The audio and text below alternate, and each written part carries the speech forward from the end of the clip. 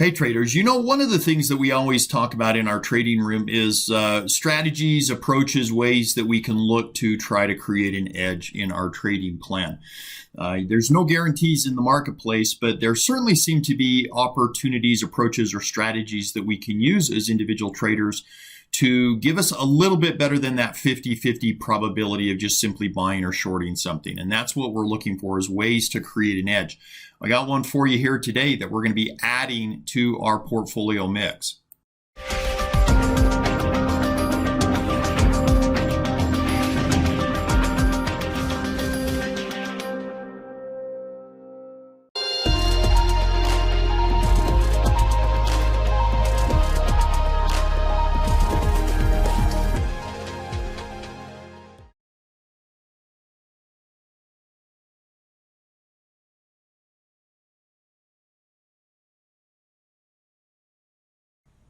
Okay, let's take a look at this strategy. We're always looking at ways to try to create an edge in our trading plan. We know that basically you got a 50-50 shot of making money if you're going to go long or short something. And so anything that we can do to create an edge is advantageous for us.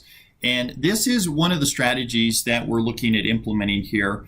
And it has some interesting numbers behind it. Basically, this is what's called buy the close and sell the open. It has had a pretty darn good track record. It has been back tested over and over again. What is the buy the close, sell the open strategy? Well, the buy the close, sell the open strategy revolves around buying equities. Generally, we're using something like an ETF that tracks an index. When the market is closing, and then sell it when it opens. Okay, now the idea here is that day traders and investors just in general are likely to put trades on at the open, which is when most trading days, that means, obviously buying something. It could mean shorting something in a marketplace where we're in a downtrend, but generally it means going long. And then stocks tend to rise more when the market opens because of that. And then at the end of the day, the same traders would be looking to close those positions, which meaning they will sell.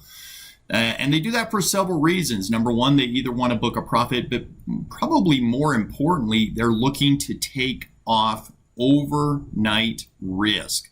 So they're creating a pattern where the market tends to trade lower at the close and higher at the open on the next day. Now, the strategy here, buy the close, sell the open, is where traders take advantage of this slightly unknown fact by going long at the close of the market and then selling the next day when the market opens up. So there's only 4 types of trades that you can do: buy to open, buy to close, sell to open, sell to open, and sell to close. So what we're talking about here is buying the close, buying at the close, and then reselling it at the open the next morning. Now, there's some interesting statistics about this. The question, of course, that we always have is, does the system back test well? Does it make sense? Now, there are several places that you can go. You don't have to go too far on a Google search to find a lot of this information out there on the buy the close, sell the open.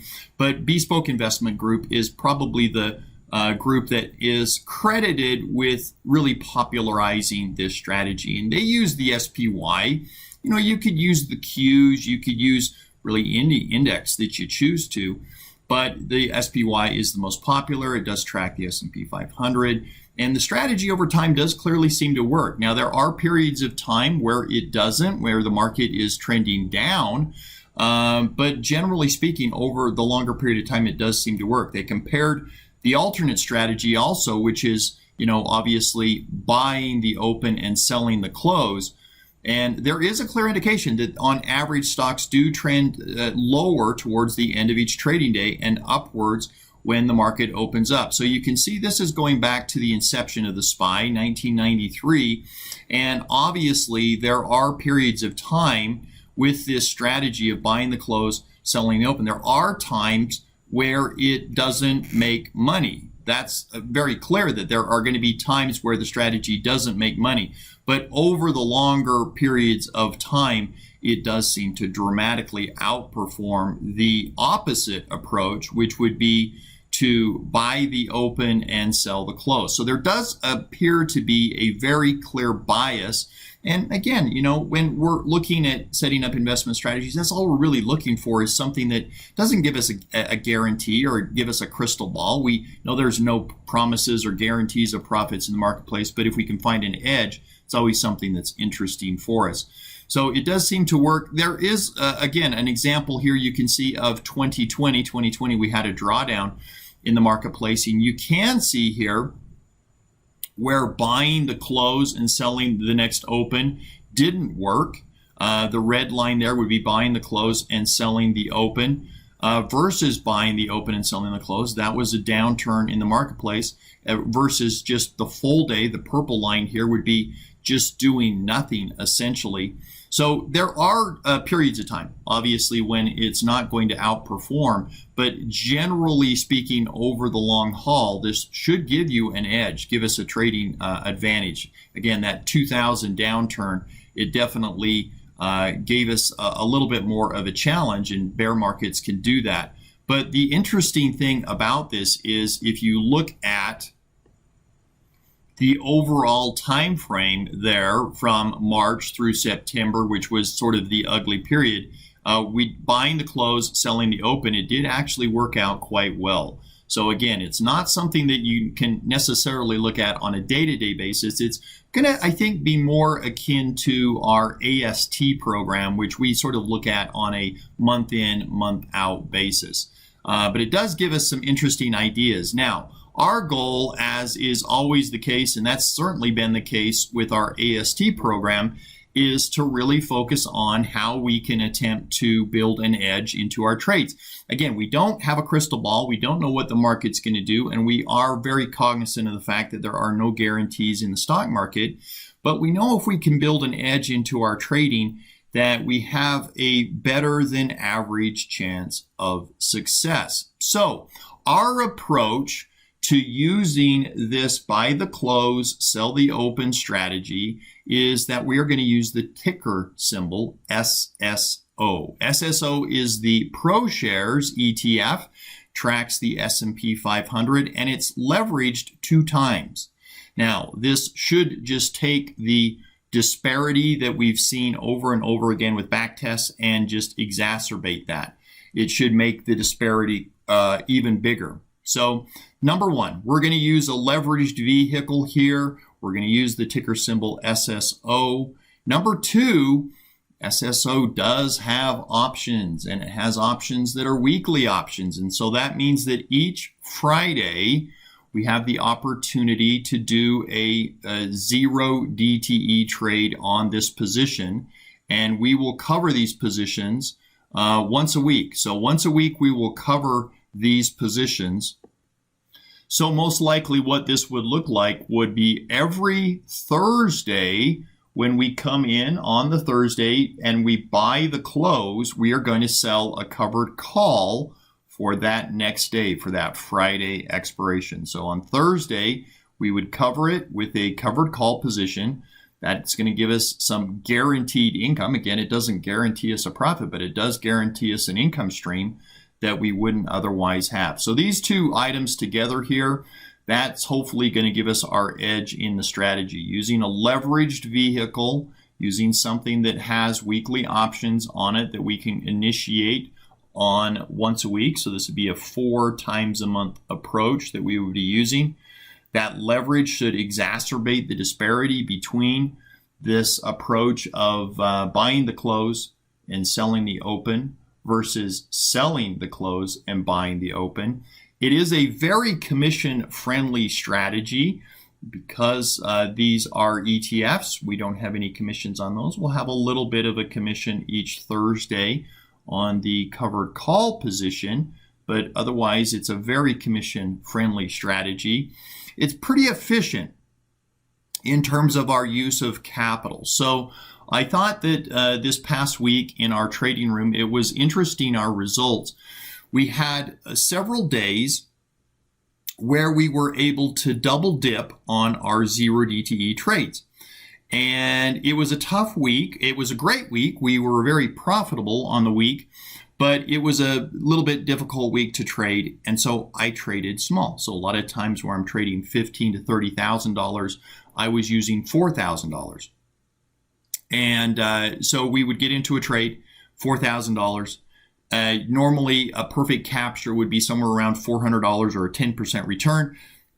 And I would get out early with just a $200 return. So half our normal return. But I got my $4,000 capital back. We went out, we did another one, got another 50% capture, $200 return. And at the end of the day, because I had double dipped on that use of capital, I'd only used the $4,000 at any given time one time. In other words, I didn't double up on my capital use. It was still a 10% return on the day, even though the two trades individually didn't look that good. Well, as traders who generally focus on the zero DTE strategy, we have a lot of capital. We have a lot of buying power that generally at the end of each day, as we go into the overnight session, is just sitting unused. It's not invested in anything. It's just sitting in cash. This is going to be a very efficient use of capital because we're going to put the trade on right at the close. We take it off right in the morning. So if that's capital that you want to use for a zero DTE or anything else, there's no problem with that. It'll be freed up every day for you to use. So it is a very efficient use of capital. Sort of double dipping, if you will. No PDT rules to worry about. This is a trade that we put on one day and we take it off on the next day. So you don't have to worry about PDT rules. It is very scalable. One of the trades that we love in our trading room is the pairs trade. And one of the things that's awesome about the pairs trade is that you can scale it from any level you desire. You could do a pairs trade with as little as $100 or $1 million, but it's very, very scalable. This trade is very scalable as well. Now, right now, as I'm making this video, about 100 shares of the SSO would be $2,300 or $2,400 on margin. And that's what I'm going to be using to initiate this in my personal account. 100 shares obviously is an important number because it allows us to add that covered call on that Thursday for a Friday expiration. But you could do lower numbers of shares. If you wanted to do one share and do it at no commission, you could certainly do that. So it is a very, very scalable trade. So lots of interesting aspects to this trade. We're going to get started with this trade here today. Today is the 12th of July. It's a Tuesday, 2022. And it'll be another aspect to our model portfolio. We've got another one that we're working on right now, which is a positive vega spread, credit spread. As you know, most credit spreads are negative vega. This is a positive vega trade. I'll be working on a training video for that one tonight. So again, very excited to roll out some new strategies into the trading room. If you guys have any questions, you can obviously let me know in the comments section, or we can talk about it in the live trading room. Take care, guys. We'll talk to you soon.